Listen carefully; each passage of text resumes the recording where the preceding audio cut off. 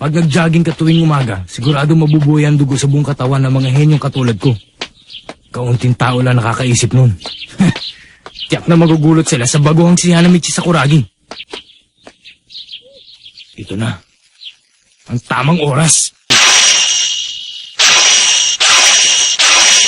At eto na ang hinihintay na lahat. Ang henyo sa basketball sa Shoku number 10, si Sakuragi Hanamichi!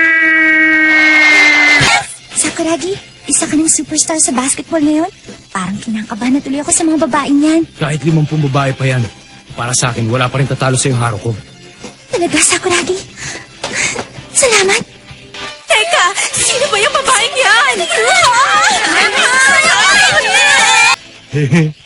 Sakuragi! Ha?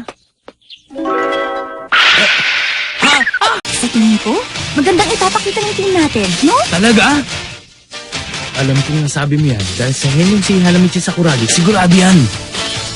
Alam mo, sa palagay ko nasa Shohoku ang 3 sa 10 pinakamagaling maglaro sa distritong ito.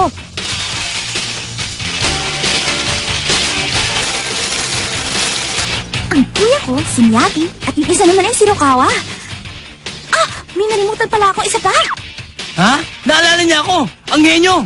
Aba, nakalimutan ka si Mitsuhi. Mananalo kami.